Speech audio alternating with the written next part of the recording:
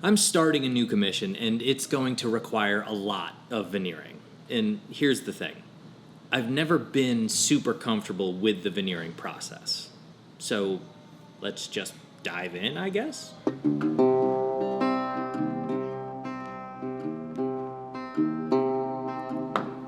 So, here's the situation. I am starting a new piece for a client that I have been promising them that I would start this piece for a while now. So it's time to get busy in earnest. But as I have been picking through the materials, through the veneers, etc., over the last couple of days and really sitting with how this compositionally is going to come together, I've come to an issue already that I need to resolve. And I'm not sure how I'm going to do it just yet.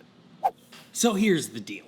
I think I just started with so here's the deal. I say words.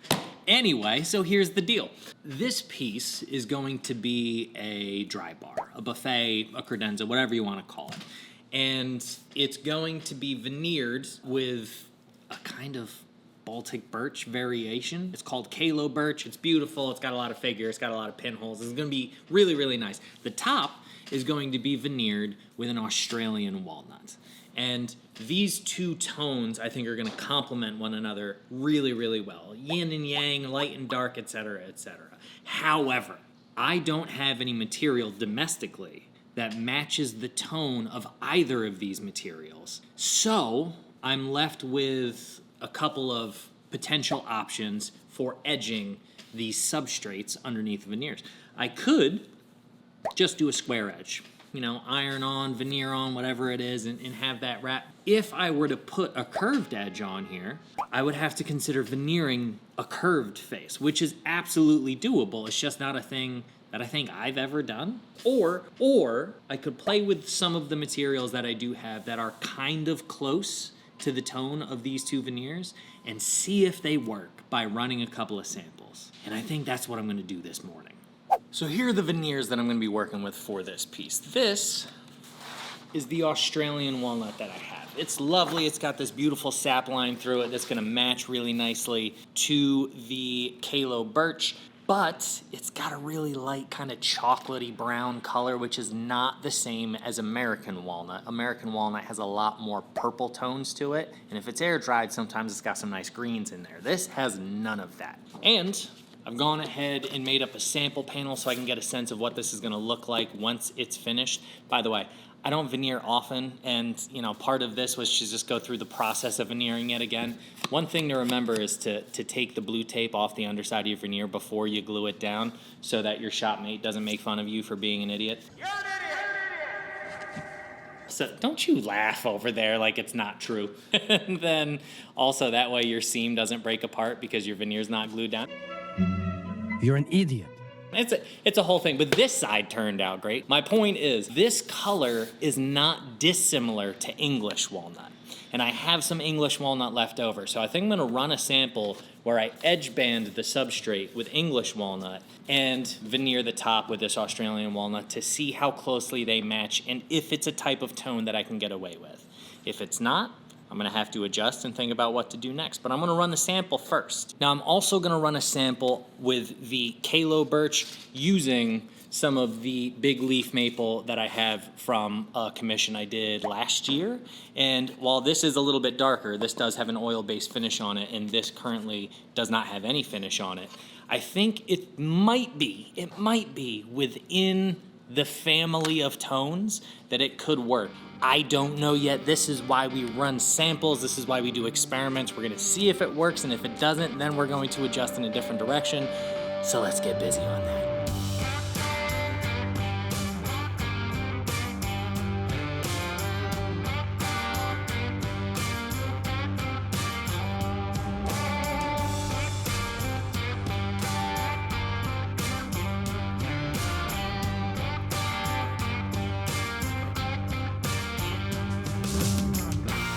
All right, let's dive into the first and most obvious question. What is veneer? And isn't veneer kind of lesser than, quote, real wood? Aren't veneered cabinets not as nice as those real wood cabinets? Well, veneer is absolutely real wood. It's just a tree that's been super thinly sliced so you can yield more out of it. When you have fancy trees like this curly Australian walnut, that's a really high value wood. And if you were to take large slices out of it for solid wood, then you're not going to get as much out of it. So cutting it into tiny sheets makes it go further, and you can do really interesting things with those veneers when you glue them down to a solid substrate like a plywood or an MDF, because you don't have to deal with wood movement issues the same way you do when you're dealing with solid wood. But this is the important thing. When you do that, you leave an exposed edge all the way around the piece of whatever your substrate is. And to note, your substrate can be solid wood. You can veneer over real wood. People have been doing it for centuries. It just means then you have to deal with the expansion contraction issues that real wood has. So typically we veneer nowadays over a more stable substrate like MDF or plywood, and so you have that exposed edge around the entirety of the piece. If it's something like a door or the outside of a cabinet where people see that edge, it becomes an issue, and this is the problem that I'm trying to solve right now. How am I going to dress those edges so that they look good with the veneer? Because am I going to have to veneer the edges with the same veneer and create an edge banding, or can I say edge band it with English walnut, and will that color between the Australian and the English walnut match?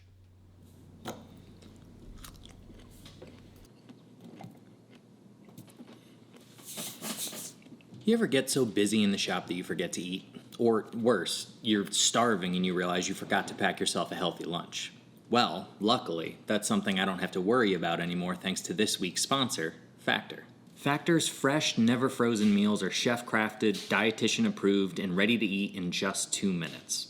You can choose from a weekly menu of 35 options, including popular options like Calorie Smart, Vegan and Veggie, or Protein Plus, which I always choose because, well, you gotta get them gains. Factor also offers a load of snack options like smoothies, juices, and small bites to keep me going through long shop days when I'm on a deadline. And when things get hectic, Factor is flexible. I can pause or reschedule my deliveries when I'm out of town for events, classes, or just escaping to the woods.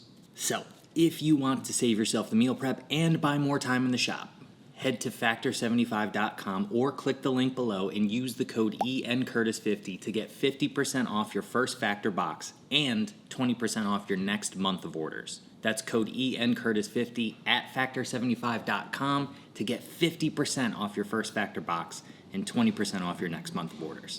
Well, the samples worked out beautifully. First and foremost, that was just a practice in basically stitching and veneering again because it's been a hot minute. This one, I did a different stitch up. I stitched up the outside rather than using the stack line. This is probably going to be what my panels look like, but this also, more importantly, is what I used to determine how I was going to treat my edges. This is the exterior of my panel. This is that Kalo birch. This is some of the maple that I used for that project a little while ago, and the tones are just too different. They're not the same, so I can't do that. So I created an edge banding out of the same veneer and used the iron-on technique there, and it worked beautifully. I've used that in the past. It certainly works. That wasn't the question at hand. The bigger question was how I was going to treat the radiused corners or edges of the top of the piece. So this is going to get that thumbnail profile like I've done in the past. And this is the English walnut that I used for a cabinet just a couple of months ago. And it's pretty close in color, but it's not identical. It's not quite the same. So what I ended up doing was using that same edge banding technique on a curved surface. I wasn't sure how that was going to go.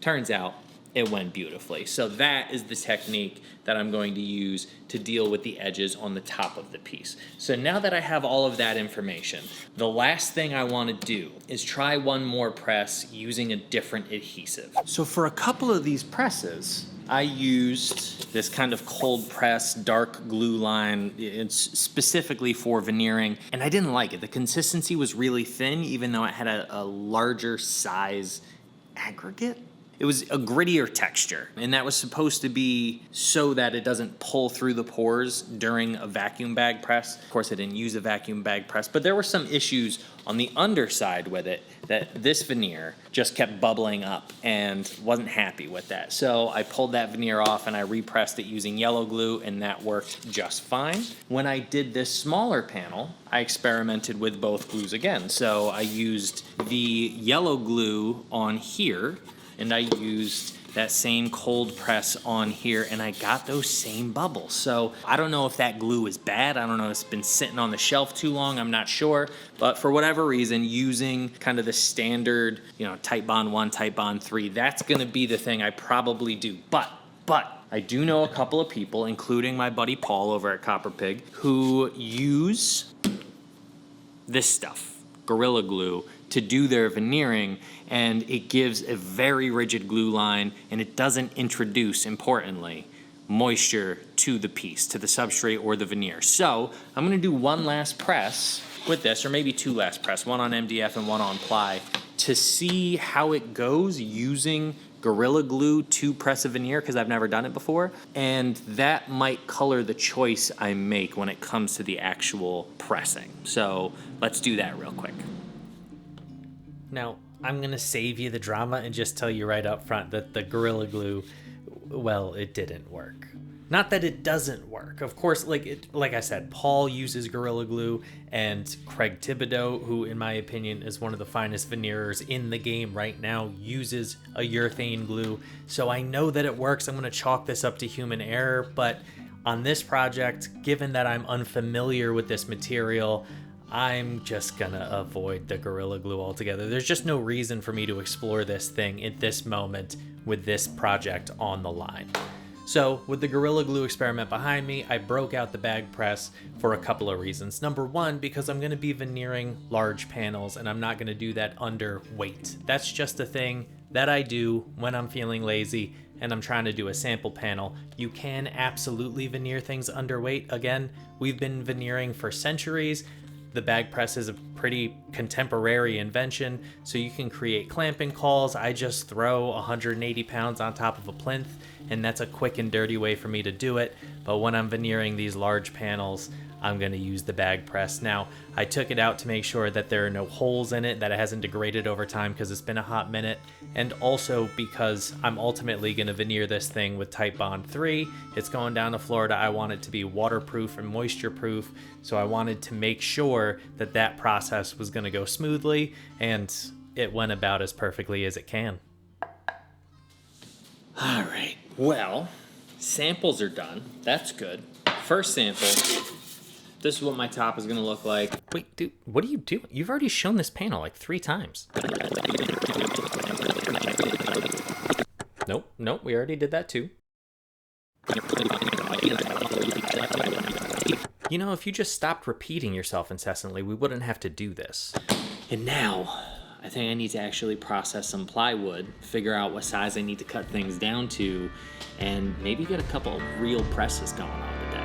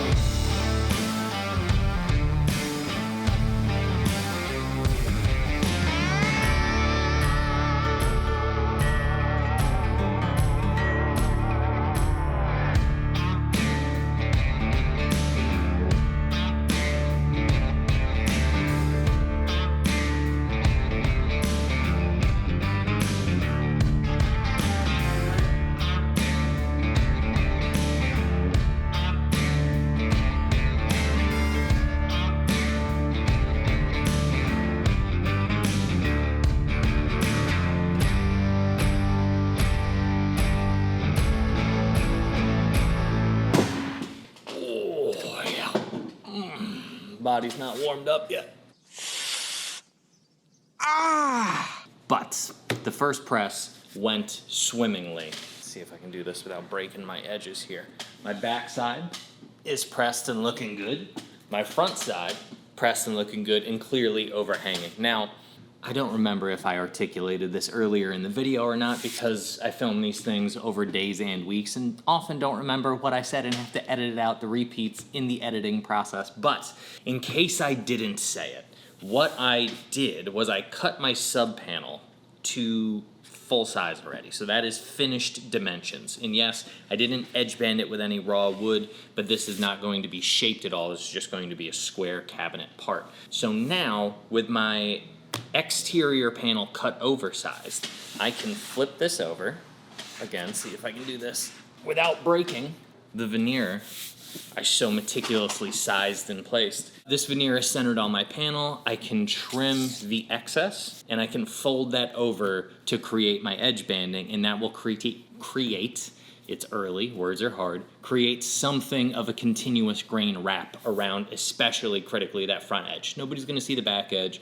The bottom and top edges are less important. One's gonna be hid by the top of the piece and one's going to be under the bottom of the piece, so less critical. I'm going to start pressing my next veneers because each one of these takes about 2 hours to press. An hour for the front side, flip, an hour for the back side. So I'm going to start pressing the next one. While that's in the bag, I can edge band this piece. By the time that's out, I can edge band the next piece while the third one's in the bag, etc., etc. That's the plan. That's why this is cut the way it's cut. Now that I definitely have said that on camera, let's get busy.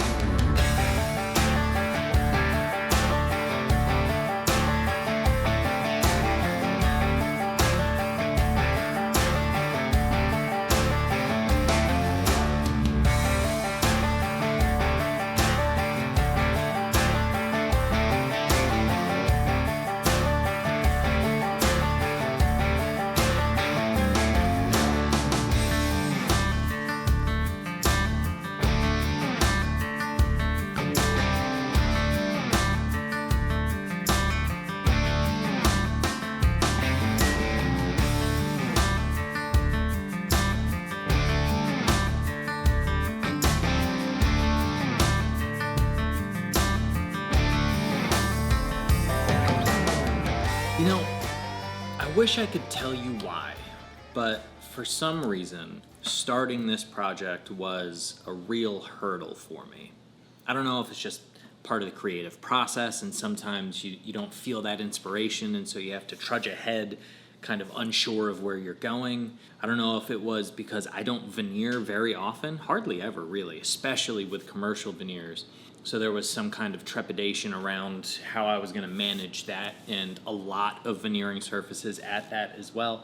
I don't know. I don't know what the thing was, but there was a real resistance to starting this piece.